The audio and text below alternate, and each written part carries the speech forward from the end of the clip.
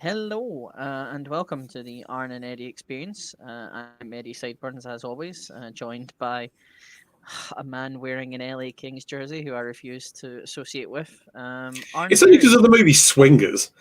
You can't. Have you never seen the movie Swingers? I've not seen the movie Swingers, Arn. It's I'm too teen. young. I say too young. I was still alive when it was released, but I've never seen it. It's probably But about Arn, three or uh, something. probably. Arn, how you doing? You all right? I am significantly less angry than last week, which is a good place to be. When we started the third episode, football was dead. When Yeah. we've now started this episode, football is technically alive but still greedy. Well, I'll take that. It's It's kind better of a than being catch dead, twenty isn't two. it? Well, it's better, yeah, I guess so. And Well, unfortunately, Mike Jones, who was in the chat, won't get his Super League after all. oh, sorry, I Mike. know, very sad. Sorry, Mike. But yeah, so we're going to be talking about refereeing. Well, It, we're it's gonna switch. Seeing as the Super League is now old news, we've bumped it down the running order, and we're going to go in with the other great controversy of current football games, which is, I mean, I put VAR down. VAR is like in the title of the episode, but it's more refereeing and slash rules yeah, that they're concerned. Because when they brought VAR in, I have to tell you, I was thrilled okay, because part of the thing that bothered me the most about watching football was the simulation. hmm So well, let's just call it what it is. It's cheating. It's yeah, diving, and that part of football is what kind of drove me away from it. So like after Leicester won the title, I kind of, and this has nothing to do with Leicester winning the title. It's just it kind of came to a head with the amount of diving that I was seeing that I kind of stopped watching football for I'd say like 3 years, maybe 4 years, and then it was just because of all the people I was hanging around with watch football.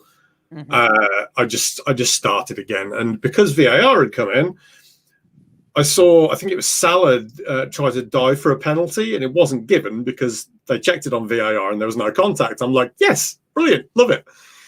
and that's how it should be.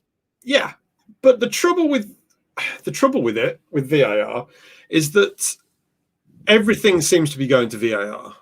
hmm But literally every little thing seems to go to VAR, and it's just slowing the game down. And it's sucking the fun out of it.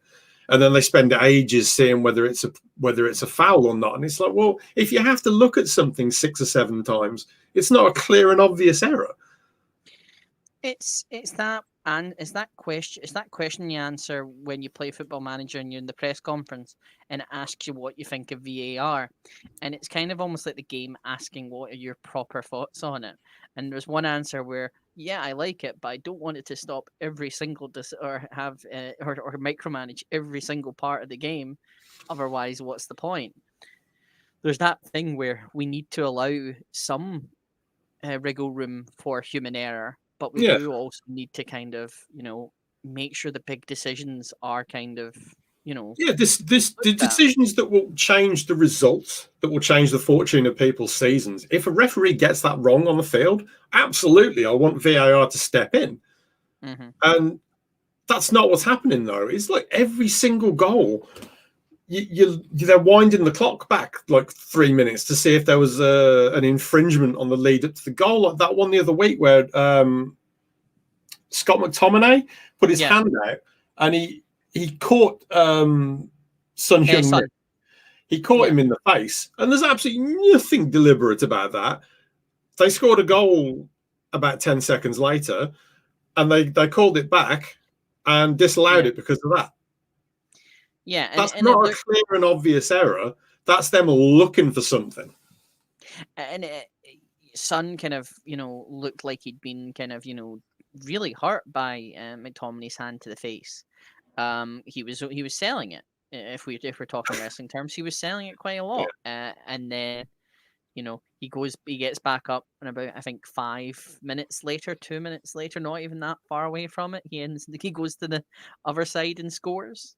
So it's when it builds up play and stuff like that. When it's kind of stopping things for like the minutest thing Yeah. in terms of that, I mean, then it kind of gets very frustrating. that's what pisses the crowd off, is because it keeps stopping the game, it stops the flow, it stops players celebrating goals, and it's like Mm. it sucks the fun out of everything. The reason why we have specifically decided to talk about VAR is because of the Balbuena red card for West Ham. Yes. So I'm going to just chuck that up on the screen so we can get a good look at it. There we go. Yep. So there we go. That's it. So there's Balbuena and there's Ben Chilwell. Yeah. And yeah, it's very frustrating because he's clearing the ball or kicking the ball, and then obviously he has to follow through. I don't know what else he's going to do with that foot. And basically, his momentum carries him into Chilwell, and as he's bringing his foot down, and I'm going to give you the other angle, the one that we saw on TV, which is this one, and it looks like he's kind of stamped on his leg. So that's the side. That's what Chris Kavanagh has seen when they've told him to go and look at the monitors. He's gone and looked at this, and this is what they've shown him, is this angle. Yeah, and it looks pretty bad. And to the letter of the law, it's dangerous play because he's come into contact with him and he's gone in studs first. So for the letter of the law, Chris Kavanagh has looked at that and gone, I have to give him a red card. But if you're there in Stockley Park and you see that, you don't refer it to the referee, surely, because it's an accidental collision. And if you tell the referee to go and look at it, he's going to have to look at that still image that we've got on the screen there and say, well, shit, that's a red card. I've just sworn. No, it's fine. It's fine. It's okay. It's okay. You're allowed to listen. We're allowed to get away with one or two. I just think it's yes, by the letter of the law and by the letter of footballing law, Kavanagh's doing the right thing, so he can pass his tests, and when he has to explain it, they can go, well, you've done the right thing. That's where a referee should get another angle of that and kind of see what's going on. So I've got the original angle. I've got that from the point of contact. So there you can see where the ball is. Ball's here. He's hoofed it clear. Chilwell has come across and tried to block this pass from happening. Yeah, and you can see his hand behind him as he's. You can see Chilwell's hand behind him because he's clearly going to try and block and get in the way to try and make something out of it. But that's the thing, we don't know what's happening. We can't hear what Chris Kavanagh is saying. All we can see is him looking, listening, and that's it. Now, I'm going to quickly say something that I'm sure you'll be very happy with. When you're watching the A-League, and they've done the A-League stuff with VAR, you can hear the referee talking to the whoever's in the VAR booth. It's the same way in sports. You can hear in American sports, you can 9 times out of 10 hear. I'll tell you what was great for that was the XFL. You could hear everything that was going on. So anytime a referee made a call in the XFL, you could hear what it was, and I thought that was absolutely perfect. So I'd love to know what the thinking was behind this. Let me just say what I think about this incident. Okay. So we've got Ben Chilwell. He's coming in. He's coming in to block this. As a fullback, you should know that if you come across a player who's clearing a ball, you're likely to cause him a knee injury if you collide with the end of his foot. Yeah. So he's the one that's committing the foul here. This is a foul by Chilwell because he's gone in too close, trying to block the ball, and there's been a collision because of what he's done. Yeah. So that, for me, that's a foul by Chilwell. That's a free kick. Yeah. To West Ham. I can definitely see where you're coming from. And he's called that collision. And I think by that point, it was 1-0 Chelsea, wasn't it, still? At that point. So that was something that could have still cost West Ham, because West Ham could have, absolutely, Ben on the pitch, that could have changed the game. And we saw incidents before. VAR could cost a team relegation and massive points in terms of that. Now, if they're calling it the way they're going to call it, Now, I know that obviously it's been brought into, as I say, inch perfect stop and stop, people complaining about stuff like the line for offsides and stuff like that being processed in, and it's like, oh, it was his arm that was offside, or oh, it was his hand that was offside, and stuff like this. It's, as I say, if it stops the game minute by minute, and then that leads to more extra time and stuff like that, it's gonna get ridiculous. Yeah, I agree with this. So the fault for me, well, everyone's to blame because you've got. I think the referee's made the wrong decision here, even though by the letter of the law he feels that what we're seeing on screen is a red card. Yeah, I think that's a wrong decision in the first place. I think it's a free kick to West Ham. Then you've got VAR. They shouldn't have pulled this back and told him to look at it again because he let it go originally. There was nothing there. Yeah. And thirdly, FIFA need to understand that this kind of collision is going to happen in a football game. It's a natural collision. He's not gone out of his way. That's not even a foul. No. By Balbuena. It's definitely not a foul. If anything, at a push, I would have imagined to give him a yellow. As soon as I looked at it and it saw checking possible red card, I immediately thought, what is he doing here? And it's the fact that you're staring at Kavanagh for a couple of bits on screen and you don't know what he's saying and you don't know what he's hearing. You don't know what he's thinking. And it's that bit you were saying, like, he may fail, like, he may get kind of, fined for not, or kind of demoted for not following the kind of the rules that have been set up.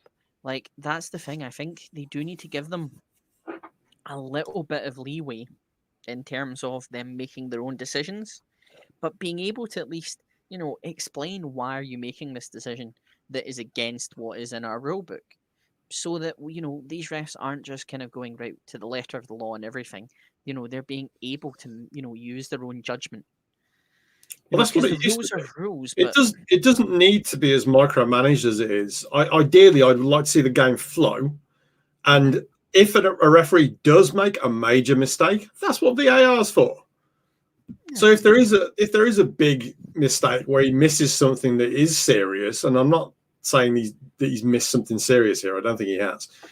If he does miss something serious, then you can call it back. Like, say if he misses a headbutt that takes place in a confrontation off the ball, he doesn't see it at all. Well, that's a red card, but like he doesn't see it, then you can call that. The Everton fan calling for the missed headbutt. Okay, Duncan. Okay, and then, but yeah, the quick one is you look at that Brazil one as well. Oh, the one in Brazil, yeah. And you can see there's no connection between that foot and his head. Or any part of it.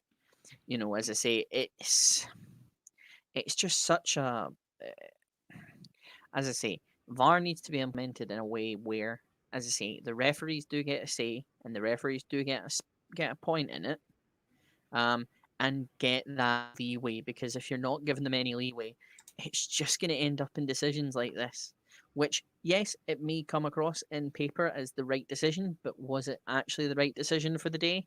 No, not at all. I was just trying to find that Brazilian one. I can't find a still of it, but basically the guy, he kind of tumbled over, the defender that tumbled over the forward after the ball had gone out of play, and his boot kind of grazed his head. It wasn't a stamp, and that's what it was given as. It was a stamp and a red card. So that was... It was ridiculous. Right. So now that we have anything else you want to say about? Oh no, not at all. No, let's move on. Right. Let's bump to your favorite topic, the collapse of the Super League. Ed Woodward has fallen on his sword for this. A bunch of clubs have decided to be like the South Park BP man, saying we're sorry. Some have not even said they're sorry. Some clubs have actually doubled down and said they're still in the Super League regardless. The thing that I keep hearing from every team that was involved in this, even the ones that have apologised, have said that there needs to be a more sustainable way of running a major football team. And it's like, well, a more sustainable way. Look, let's take Florentino Perez. Let's take Perez. Okay. Let's look at the amount of money Real Madrid have spent. Okay, so while you're searching that up, I'm going to have to um, Google it I'm together. that's fine. I'm gonna quickly just go over some things. So Ed Woodward went because apparently he was against the idea of the Super League when it's pretty clear that he was probably one of the people on the firing line with the Glazers going on about it. Arsenal decided to genuinely apologise and say, "Oh, we're really sorry. We would be left behind if we didn't take the opportunity," which I think is complete and utter. That's my way of not swearing there. Spurs, they didn't apologise, did they? They just thought they were doing No, a financial Daniel thing. Levy was very much of the opinion that, again, it was the right thing to do, and I don't believe that. I don't believe it Yeah, for a minute. I'm not believing any of them. They all seem to. They all just have no idea. Okay, and here we go. So Right, here we fire are. away. I'm on Wikipedia. This is some cash that Real Madrid spent last year. Okay. So they spent 50 million euro on Eden Militao. They Okay. spent 115 million euros on Eden Hazard, Okay. that is a lot of money. They spent 60 million euro on Luka Jovic, who I don't think he's even played. I'm pretty sure he is back at He's Eintracht gone back. Frankfurt. He's gone back to Frankfurt, I think, on loan. 48 million on Ferland Mendy. He's been playing at least. 45 Um, million on Rodrigo. for an Do they 18-year-old, do they need Rodrigo? I don't think they do. I thought. Oh, well, there's Odegaard out on loan. Yeah, I'm baffled by some of these. It says that Alphonse Areola is in. I'm pretty sure he's at Fulham, is he not? He's at He's at Fulham Fulham. on loan from PSG. That's an out, surely. Uh, Was it a loan? yeah. Was he there on loan? He must have been there on loan that season. I didn't even Okay. notice. He must have been there as like a subkeeper or something. Yeah, but you look how much they've spent on one player. They spent 115 million euros. Yeah, so if you're saying about football not being sustainable, it's not sustainable because of this. This is the reason why football's not sustainable. Is because these clubs are spending money completely out of control, I and mean, it's if you pushed transfer fees up to the point where if Real Madrid go in for a player, people expect them to get like if Real Madrid come in for a player at Dundee United, if they came in for Lawrence Shanklin, you'd expect 50 million euro off them just because of the yeah, way but that they throw money around. it's the thing. It's like if Rangers or Celtic come in for a player that's not that's in the top that's in Scotland. You know, those clubs are going to take them to the cleaners and try and get the best money because they know that those two teams have the best money. Well, they can afford Um, it clearly, but yeah. like it makes no sense for them to be spending this much money on players they don't need. I mean, Luka Jovic, who they spent 60 million euro on. Mm-hmm. What? Why? Why did they do that? One of the things that I'm because he probably I think he had one good season at Frankfurt, and they've immediately looked at it and went, "Yep, we'll have some of that." Like you can clearly see there, like spending 45 million on an 18-year-old Brazilian I'm from just looking at in I'm just Santos. looking I'm at his just appearances. baffled. So he played 27 Mhm. games that season, scored 2 goals For Frankfurt. for Real Madrid, first season at Real Okay. Madrid. So at Frankfurt, he scored 27 goals in the previous season. That's what they signed him. Okay. But why sign him? You don't need him. I mean, they needed someone to replace Ronaldo, and because Benzema they thought wouldn't do the But job, and then they'd signed Hazard in the same window. Surely Hazard is the replacement for Ronaldo. hmm, It it's just to me, it's just they're spending money just because they've got money, and that's why they need to look at themselves before they start looking at football as a whole and it being a sustainability issue. And this is the same with all these clubs. They need to look better at the way that they're spending money because their actual revenue streams are enormous. All of these mhm. clubs, we looked at it last time, all of these clubs make a ridiculous amount of money from football. All of these clubs and Schalke. Just remember Schalke were there. Schalke's revenue stream is ridiculous for a team that's completely in the mud. It's probably for all the Schalke pens that they're selling people, making a fortune out of the Schalke pen that sings the song. I don't remember what it is. So, I just remember I think either Mike Kilby or Blaine has one. I can't remember. One of them have it, and I think Walter has one as well. But yeah, if you were to look at Barca's signings, well, had Barca been suspended from making signings at that point? Or have they basically just thrown all their money on Messi in a brand new massive contract? Yeah, they've given all the money. I would pull that up, but I'm aware that it's going to take us ages if we start going through every one of these teams. Let's go for everybody. There's 12 teams, and we're going to spend ages doing it. I picked Real Madrid because it's Florentino Perez is the one who's saying it loudest that football needs to be more sustainable. There he is, the man himself. Speak of the sharp pen, and he will arrive. I think that, and the thing is, John, John Barnes made a statement, he said it was a victory for the status quo. And that's true. You look at it, it's like the bad, evil versus evil. No one wins. It's Alien versus Predator, but for football, because even then, and I think, I remember people were going like, oh yeah, just remember UEFA and FIFA are just as bad, and people don't seem to think this, and that's why people are saying FIFA are the good guys and UEFA are the good guys. No, I don't know. No good guys. There's a lot of greed in. I mean, when you get to FIFA greed, just look at how many of the people at FIFA who were involved in the decision to award Qatar the World Cup, how many backhanders they got, and now they're basically not at FIFA because of that. That's a systemic problem within FIFA, that they're taking bungs, they're taking backhanders, and they're getting bribed, and they're in the back pockets of the rich. Yeah, exactly. I mean, let me just see. Yeah, it's one of those things where you look at it and you think to yourself, can I support this team? Can I, can people are thinking, oh, just because you all say it, you all think UEFA and FIFA are good, and I know I've already repeated it, but they're genuinely not.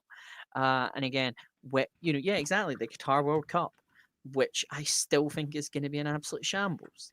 We need to change. We need to change the entire kind of body and social body of football. But as I say, Rome wasn't built in a day. It's going to take a while. You have to clear out a lot of cow dung of people, and you need to fix it. But the thing is, as I say, going and breaking away and basically just doing it. Oh yeah, we need to keep our clubs safe. When your clubs are viably successful, worldwide known clubs. The Queen's speech against two teams. That yeah. It's a big World Cup as well. There's a lot of teams in it. Here's the thing: if the World Cup means that we do not get a Christmas Mrs. Brown's Boys, then I do not care. I do not care. That's a win for FIFA. That's a win for FIFA, that is. I will come back on this podcast and I will say FIFA are good. There was nothing wrong with FIFA. I have no idea what you're talking about. But yeah. So I want to touch upon what UEFA have done. Originally, they did a change of the Champions League format for, I think it's 24-25 season, so 3 years from now. They're changing the format of the Champions League to basically appease the big boys. They've changed it. Hang on, let me just put this up on the thing. I've got it here. There we are. Sorry, Eddie, I left you off the screen. Oh, it's fine. Mrs. Brown's Boys beer. Hold on. Mrs. Brown's Boys fears Serbia versus Morocco. Yes, it does. Right. Okay. So tell me a little bit about this. Tell me what we've got here. Yeah. So they're changing from their current 32-team group stage, the groups of 4. They're getting rid of that, and they're replacing it with a 36-team mini league. And the idea is that when you're in this 36-team league, once you've got through to what would be the group stages of the Champions League, you are now playing as part of this league. And you don't play two-legged ties against teams. You play 10 fixtures, 5 home, 5 away, and you play against 10 different teams. Which, it sounds absolutely wild. It should definitely create some more interesting fixtures for when you get like a real dud of a group. Say you qualify for the Champions League for the first time, like Domi and Gladbach. They got lucky in their groups. They got to have matches with Inter Milan and Real Madrid, and it was a really fun group for them to play in. But with this, it's literally like you have no idea who you're going to play. You're going to play a lot more big games, and this is how they're trying to appease like the bigger teams by saying that you're going to have a lot more games. You're going to have a lot of bigger games to play. Obviously, in having 10 games, that's going to increase the number of games that you're playing in the group stage of this format from 6 to 10. So they're gaining an extra 4 games. And that's what Klopp was raging about when he was interviewed about the Super League, because he'd read this and he's like, I don't want all those extra games. UEFA are giving us a load of extra games here. Yeah. Well, if they don't qualify for the Champions League, they won't get the extra games. If they were in the Super League, they would have got them. Well, we still need to wait and hear what the sanctions will be from UEFA about. They're cowards. There'll be no sanctions at all. I would hope so, but I would hope absolute there is. Cowards. Sorry.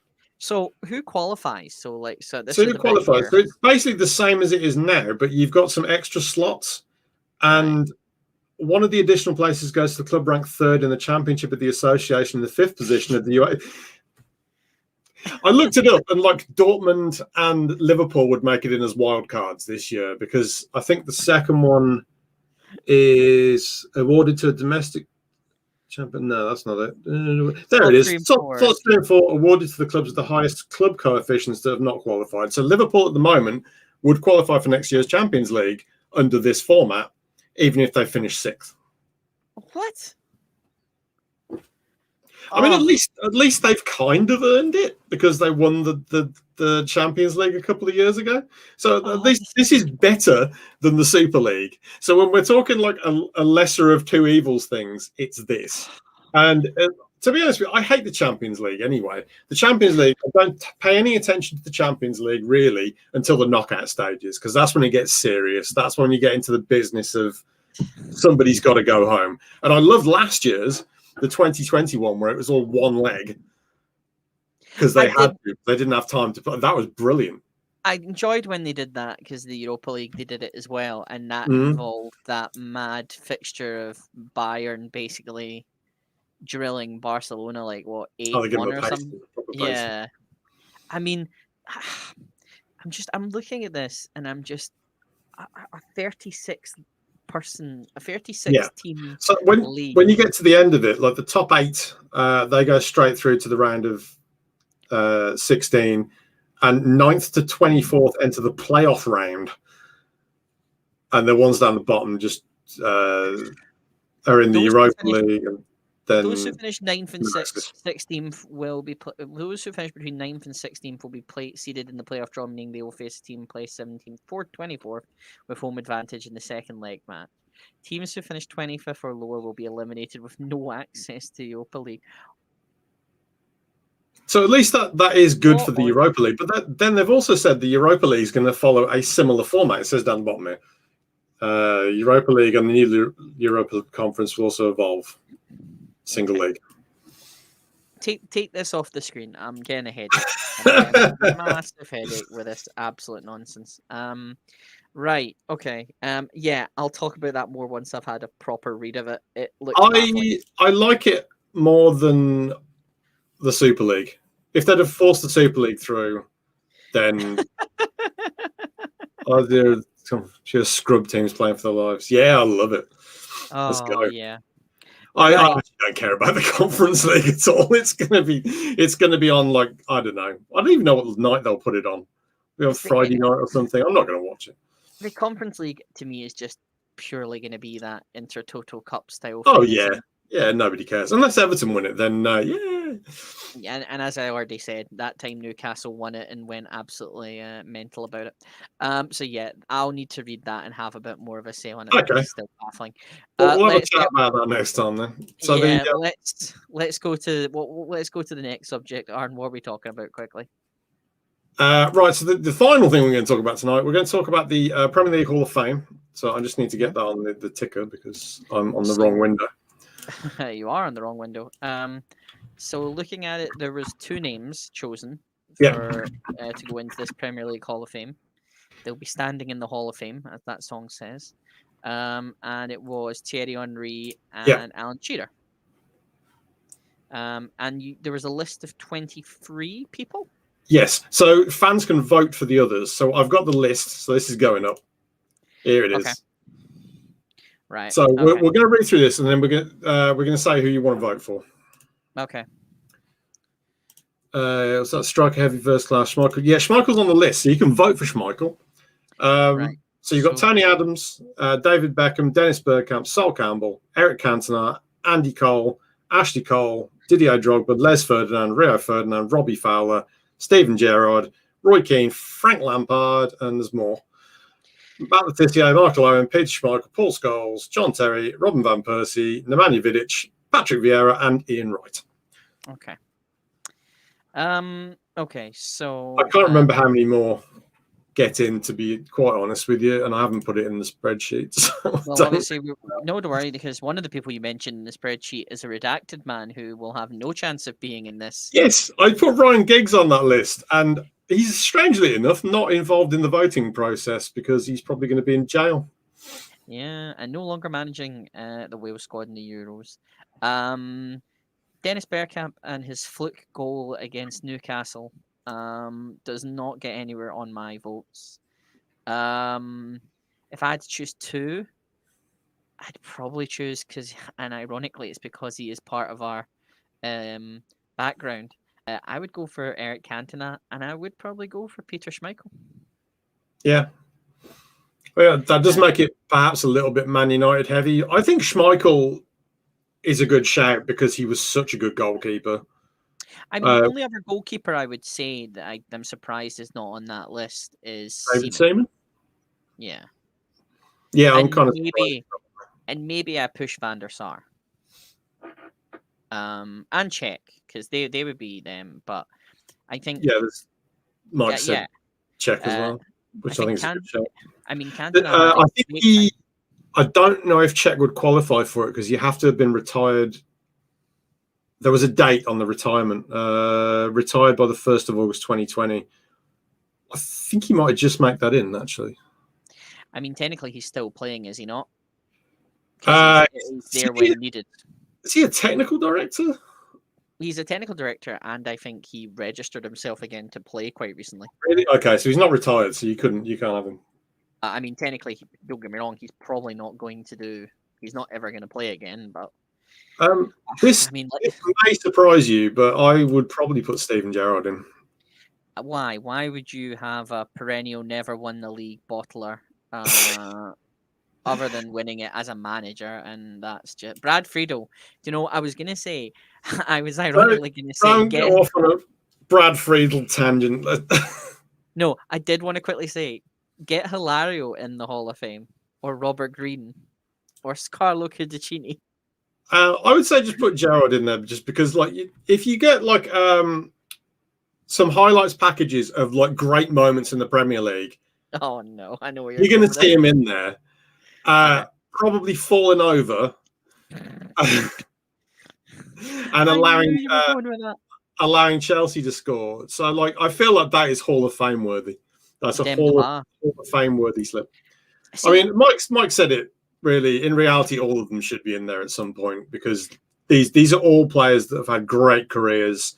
When you're talking like if we're going on other sports Hall of Fames, everyone on this list has had a Hall of Fame career, every single one of them.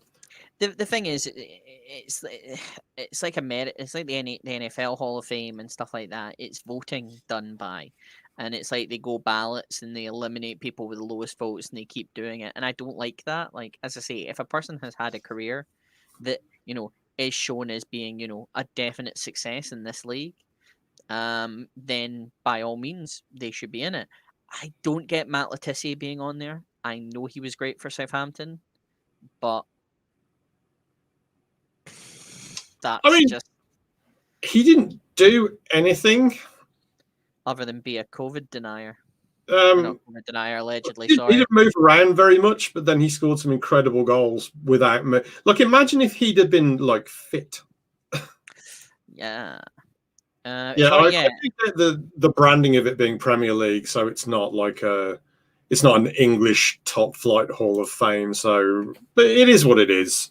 I mean, the Premier League has branded it, so it's their Hall of Fame, it's their rules. So it is frustrating, but that's just what it is. And people are at the age now where if you're around and you remember all that pre Premier League stuff, you're gonna have watched all of this anyway, so it's gonna be like all relevant to you.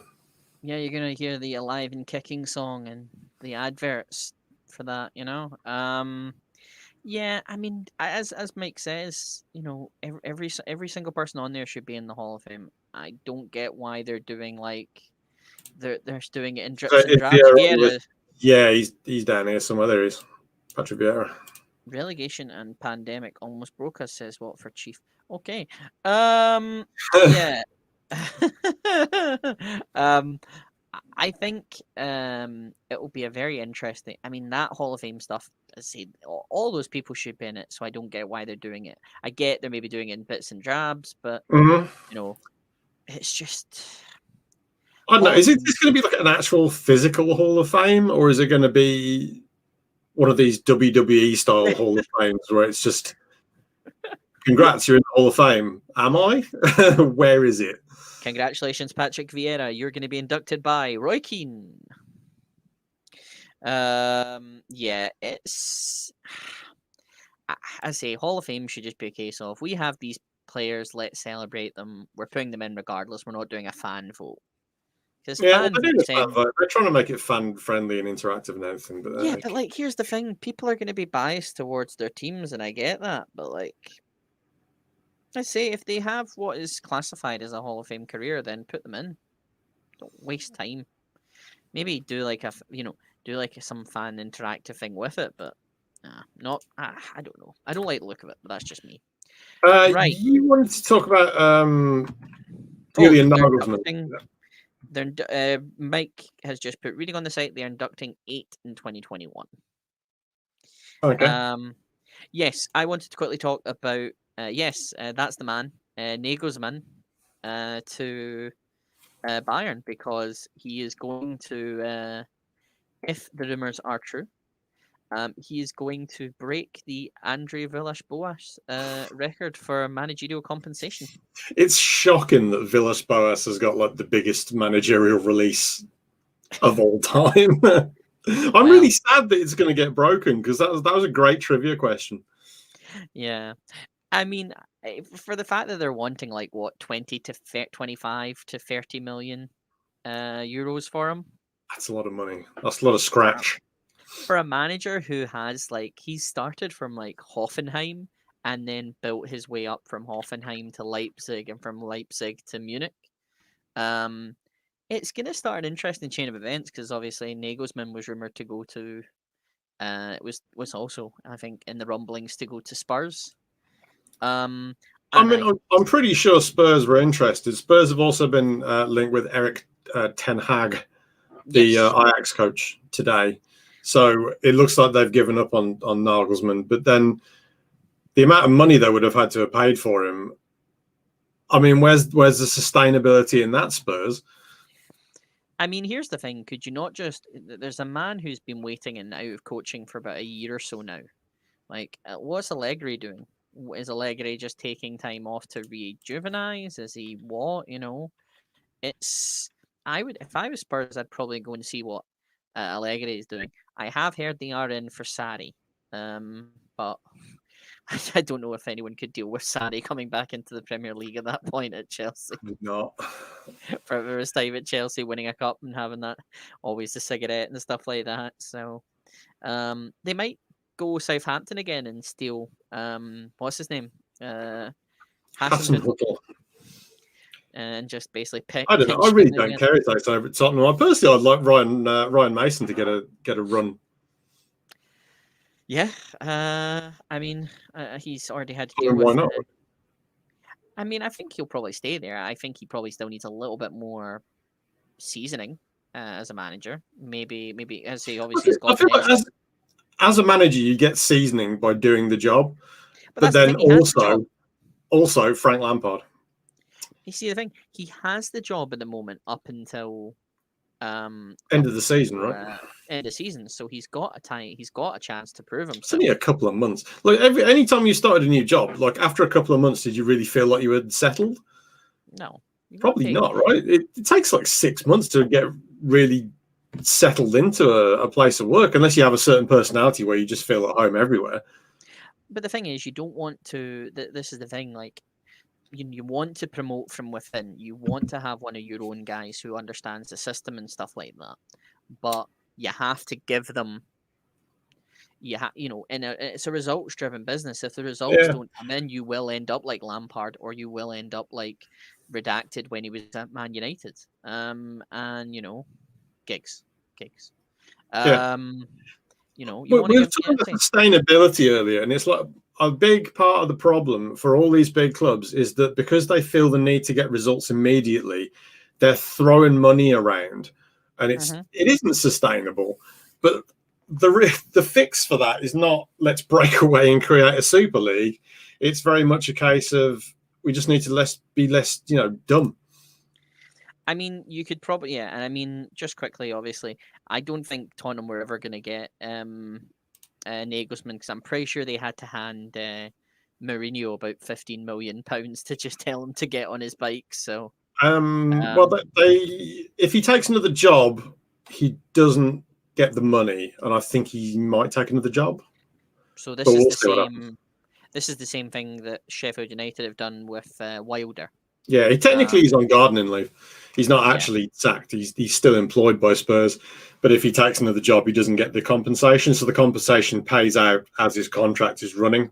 So listen, to bring wrestling back into it again, it's like the WCW guys when they had those contracts. The AOL Time Warner on them. Because they were guaranteed for the length of the contracts, and the contracts were longer than the existence of the company. It's like that, but like so, Mourinho has money coming in at the astonishingly high rate he's paid at until his contract expires, which is something along the lines of like 15, 16 million quid. If he takes another job, he forfeits that. So it's whether he wants to sit around at home just earning stupid money, or whether he wants to get back involved. He said he wants to get back involved. If I was him, I'd take the cash. I mean, as far as I'm concerned, well, he's done everything. He's done everything. What's he got left to prove? As far as he's concerned, he's earned up to 77.5 million in managerial compensation for leaving these clubs. I don't think it's that high. I'd heard a different number that was lower, which I thought was possible. Which was something along, I think it was 30 million is what I heard. He's not. This is from the Telegraph. It says Jose Mourinho sacking Tottenham means he's now earned 77.5 million from losing managerial jobs during his career. Wow. If that is the case, then he has played a blinder with that. Yeah. The last time I heard a manager go gardening leave was Ali McCoist at Rangers in the banter years, where they tried to get rid of him and then tried to get rid of his assistant manager, and his assistant manager was like, "Nah, I'm just going to stay on gardening leave, pal." Hearing these numbers, though, it's just another thing of where we're saying there's just way too much money involved in the sport. If somebody like Mourinho can accumulate that much value. Yeah, exactly. Like, he's just not worth that much. Exactly. He's just a guy. I think he'll do good doing probably back to punditry, and that's probably where he is. And in the words of what used to be an old BBC TV show that we got, they changed the cast of, and in that bombshell, I believe it is the end of the show. We've massively overrun again. It's fine. We've not done it that badly. I love when I always hear about you going, we've overrun. You message me and go, we've overrun again. I suppose before we started, I was like, oh, we've overrun. We're just not overrun. So anyway, before we go, there's a like button underneath. Phil, down here somewhere. If you can click that, and if you haven't already, please subscribe. Thumbs up from everybody.